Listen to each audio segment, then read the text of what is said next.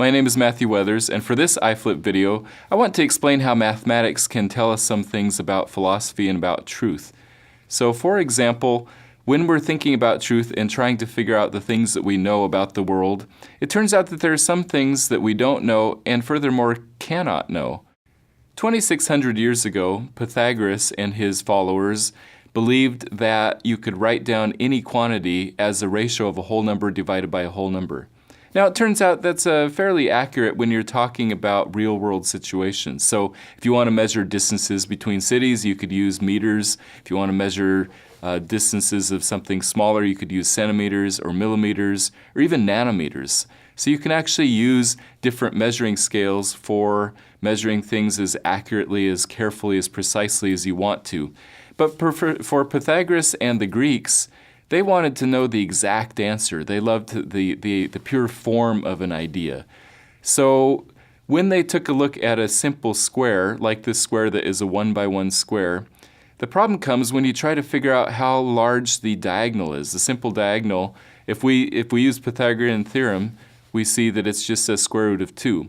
The problem with square root of 2 is that that's just sort of a hint at what the real answer. We use the square root symbol, but that symbol is merely a cheat for describing or pointing at something. Square root of 2 means something, whatever the number is, what you take that number, multiply it by itself, and that becomes 2. But Pythagoras wanted to know, is it possible to write down that number as a ratio of a whole number divided by a whole number? And sure enough, it is possible to write it down fairly closely, like you could write 14,142 divided by 10,000. That's pretty close to the square root of 2, but it's not exact.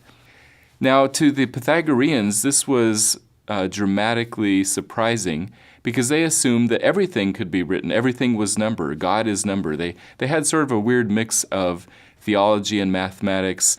However, once they found out that this simple figure, square root of 2, the simple number, could not be written as a ratio, they actually decided to abandon algebra and numbers in favor of geometry because they figured, well, if you can draw this figure, but you can't write it down.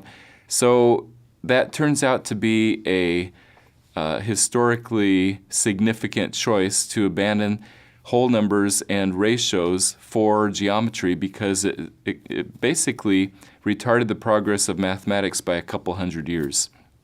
So how do you prove that something is impossible to do? How do you prove that there's no way to write down the square root of 2 as a ratio of a whole number divided by a whole number? It seems like maybe even if you try a lot of different things and it doesn't work, you still haven't proven that it doesn't work.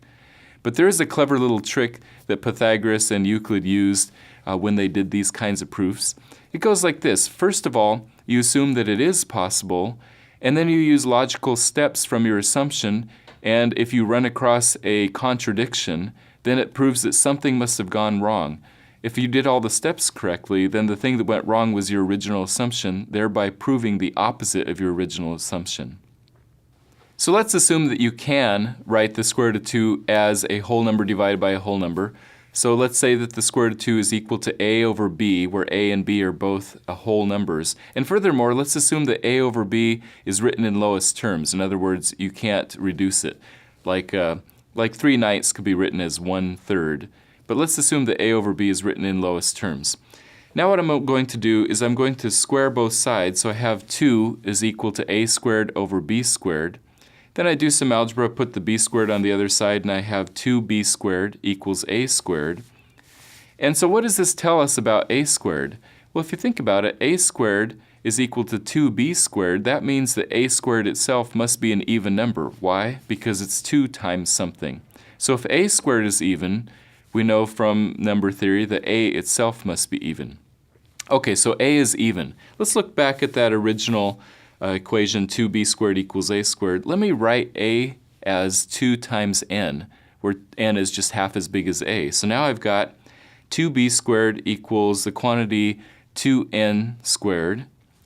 And if I take that and square the right-hand side, I have 2b squared equals 4n squared, divide by 2, and I've got b squared equals 2n squared.